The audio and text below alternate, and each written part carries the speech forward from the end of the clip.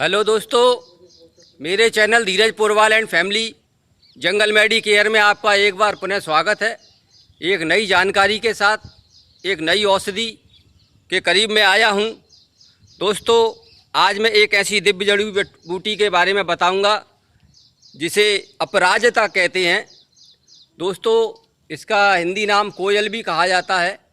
तो दोस्तों, मैं आज आया हूं अपराजिता के जड़ी बूटी के पास। मैं आपको दिखाता हूं। ये देखिए दोस्तों, ये अपराजिता का फूल है। इसको गोकर्णी भी कहा जाता है। दोस्तों, गोकर्णी इसलिए कहा जाता है कि जो इसका जो फूल होता है वो मतलब गाय के कान के समान होता है, इसलिए इसका गोकर्णी भी कहा जाता है। ये इसकी पत्तियां हैं और बड़ी ही मुश्किल से ये दिव्य जड़ी बूटी मुझे प्राप्त हुई है। दोस्तों, ये दो कलर की होती है, एक सफ़ेद वर्ण वाली और एक नीले वर्ण वाली। तो दोस्तों, मैं आज यहाँ आया हूँ। ये नीले वर्ण वाली औषधि है और इस पर फलियाँ आती हैं। तो दोस्तों, मैं आपको दिखाता हूँ कि फलियाँ किस तरह से इस वृक्ष पर आती हैं। तो चलिए मेरे साथ।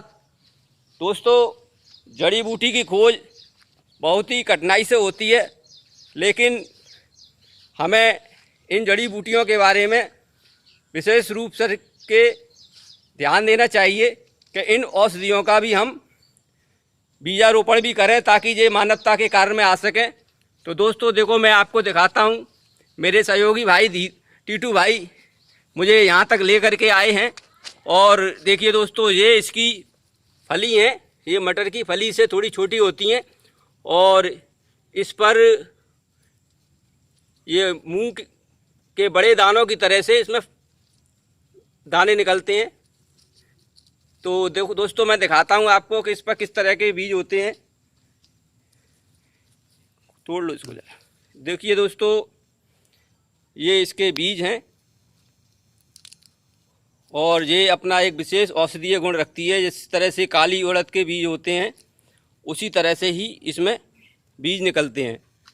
तो देखिए दोस्तों, ये आपके अपराजिता के ही बीज हैं और ये फली से प्राप्त हुए हैं हमें। तो दोस्तों, मैं अपराजिता के बारे में विस्तार से बताता हूँ कि ये क्या औषधीय गुण रखती है। तो दोस्तों, आइए मेरे साथ। दोस्तों, यह वनस्पति लताएं बाग बगीचों, उपवनों, खेतों की मेड़ों पर चढ़ी रहती हैं और इस पर ये नीले कलर का फूल आता है। इसमें अंडाकार वन मूंग जैसे पत्ते लगते हैं, जो प्रत्येक सीख पर 5-5 जोड़े में पत्ते होते हैं।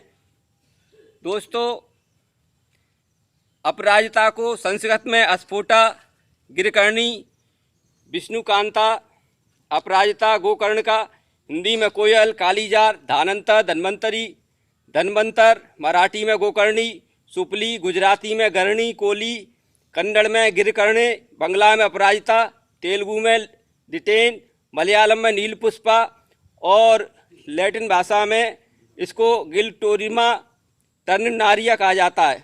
दोस्तों, अरबी में इसे मंजेरियन और तमिल में कांकड़ कोटी कहा जाता है। दोस्तों, यह बहुत ही चमत्कारी दिव्य औषधि है और इसके पत्ते, फूल, जड़ और इसकी फलियां, ये सभी चीज़ें ही उपयोग में आती हैं। तो दोस्तों, ये क्या औषधीय गुण रखती है मैं आपको विस्तार से बताता हूँ। दोस्तों, हिचकी में यदि आपको हिचकी आना बंद हो तो बंद करनी हो तो इसके बीजों को चिलम में रखकर इसका धूमपान करने से हिचकी आना बंद हो जाता है। इसके बीजों के प्रयोग में प्राणदांत का उत्तेजना शांति होती है। और इसी तरह से ही दोस्तों, ये और औषधियों का काम करती है। जिन लोगों के मुख में झाई आ जाती है, मुंह में झाई आ जाती है, उनके लिए अपराजिता की जड़ की राख मक्खन में मिलाकर चेहरे पर लगाने से कुछ दिनों में झाई दूर हो जाती है। दोस्तों, गर्भपात रोकने के लिए जैसे ही गर्भपात के लक्षण मालूम पड़े, अपराजिता की जड़ की छाल 1-2 ग्राम अथवा पत्ते का चूर्ण 3 ग्राम की मात्रा में शहद में दिन में 2-3 बार चटावें। ऊपर से बकरी का दूध पिलाने तो गर्भपात की संभावना कम हो जाती है। सिर दर्द में दोस्तों कोयल के पत्तों को पीसकर सिर पर लगाने से सिर दर्द शांत हो जाता है।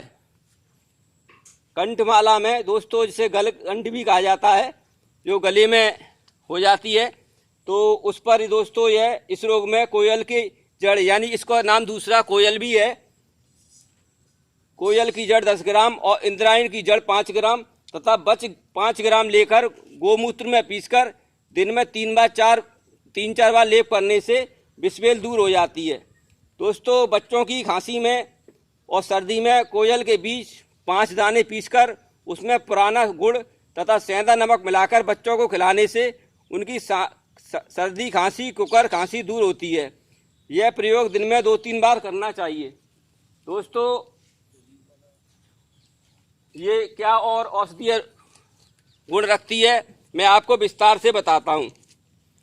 दोस्तों अपराजिता की जड़ छाल जल में घोंटकर पिलाने से सूजन में लाभ होता है। दोस्तों ये माइग्रेन की बहुत ही बढ़िया औषधि है। अगर माइग्रेन का दर्द रहता हो तो दोस्तों माइग्रेन के दर्द में इसके बीजों का रस निकाल करके नाक पर टपकाने से, तो दोस्तों इसके बीजों में रस बहुत कम प्राप्त होता है, तो उसमें थोड़ा सा पानी मिला करके और उसको पीस करके उसका रस निकाल लीजिए। और अगर आप माइग्रेन के दर्द में, जिसे आधा सीसी का भी दर्द कहा जाता है, आप 4-4 बूंद नाक में टपकाने से माइग्रेन का दर्द दूर हो जाता है। मगर दोस्तों इसमें हमें विशेष रूप से ये ध्यान रखना है कि हमें सूर्योदय से पहले ही इस औषधि को नाक में टपकाना है। 3-4 बार आप कर लेंगे तो माइग्रेन का दर्द हमेशा के लिए समाप्त हो जाएगा। ये ऐसी दिव्य औषधि है जो माइग्रेन के दर्द के लिए 100% कारगर है। देख लीजिए दोस्तों, इसको अपराजिता कहते हैं। दोस्तों मासिक धर्म में ब्लीडिंग ज़्यादा होने पर इसकी जड़ को कमर में बांधने से मासिक धर्म की ब्लीडिंग में भी लाभ होता है। दोस्तों यदि गर्भ गिर जाता हो तो उसका एक और मैं आपको उपाय बताता हूँ।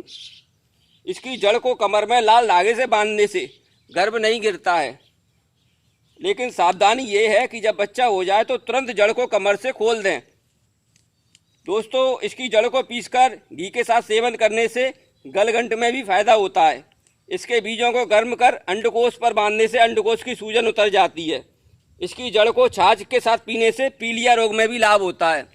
दोस्तों जिन लोगों को बार बार बुखार आता हो और बुखार लौट करके आता हो, उनके लिए भी ये बहुत ही अचूक नुस्खा है। अगर हम इसकी जड़ को लाल धागे में बांध करके गले में लटका लेते हैं तो ये हमें औषधीय गुण का लाभ प्राप्त कराती है। इस प्रकार दोस्तों ये समस्त विषयों को भी दूर करती है।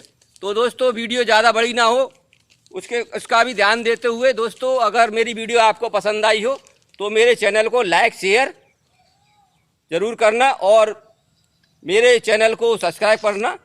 और मैं अपने सहयोगी भाई टीटू भाई के साथ और भाई के साथ में सुनील भाई के साथ में आप वीडियो को यहीं समाप्त करता हूँ। जय हिंद।